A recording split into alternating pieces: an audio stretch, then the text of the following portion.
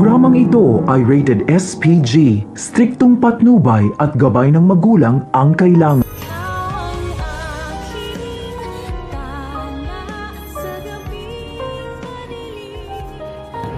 Mga kaibigan, sa painit na nga ng mga eksena sa abot kamay na pangarap ay pinaghahandaan na nga ni Carlos ang tuluyang pagtakas nga ni Moira sa bansa. At ito na rin dahil ay ayaw nga nitong madawit ang kanyang anak na si Zoe, na bagamat alam na alam nito na napakalaki nga na naging partisipasyon ng kanyang anak upang maisagawa nga ang plano kay Don Pepe.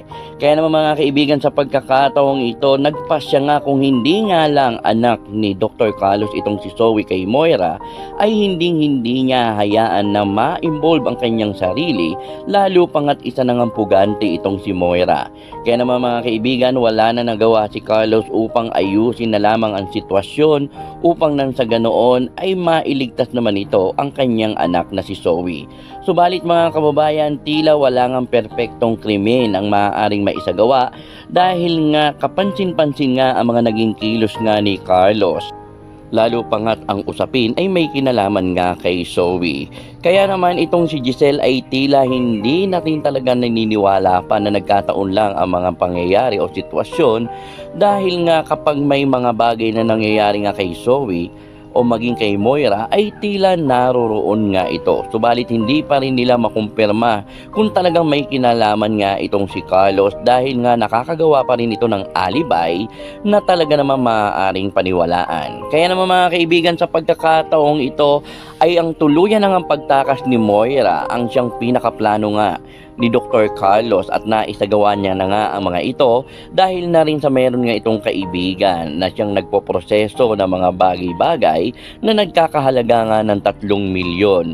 Bagamat hindi nakuha ni Moira ang salapi dahil nga may humukay nga dito, ay talaga namang to the rescue naman ang kanyang batalik na kaibigan na si Nerissa, na talaga namang gagawin ang lahat para lamang sa kanyang best friend.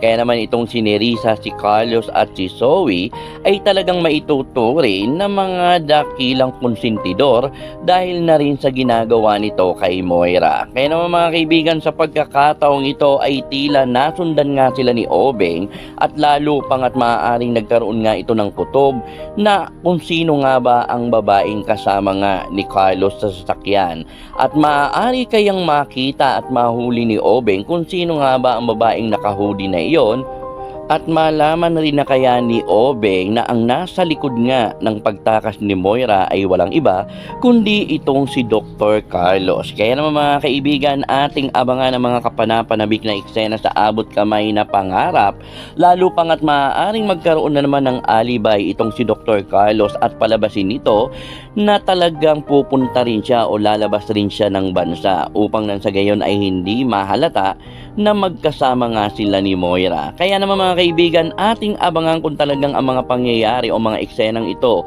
ay mangyayari nga sa abot kamay na pangarap, dahil alam ko na marami sa inyo ay inis na dahil nga sa pagkakasangkot nga dito o pakikialam ni Dr. Carlos. Kaya naman mga kaibigan, tuluyan na kayang malaman ang partisipasyon nito, at ito rin kaya ang maging dahilan upang itong si Lynette ay lalong mapaisip kung bakit gayon na lamang ang mga ikinikilos ni Carlos, lalong-lalo na pagdating kay Zoe. At ano kaya ang gagawin ni Annalyn kapag natuklasan nito na wala naman talagang pasyenteng inasikaso itong si Dr. Carlos sa Eastridge Medical, at posible na dito na mapagtatagpi-tagpi ni Annalyn ang mga pangyayari sa nakaraan, lalo pangat gayon na lamang ang pagtatanggol nito sa kanyang kapatid na si Zoe. Kaya naman mga kaibigan, ating abangan ang mga umiinit na eksena sa abot kamay na pangarap. Maaaring makatakas nga si Moira sa bansa, subalit ang pinakamatindi niyang kalaban na hindi niya akalain na siyang makakatagpo sa kanya sa Japan, at walang iba kundi itong si Annalyn at Lynette. Kaya naman mga kaibigan, comment na po at huwag kalimutang mag-subscribe, i-click ang notification bell upang lagi kayong ma-update sa mga susunod pang videos dito lamang sa Taylor Rich TV.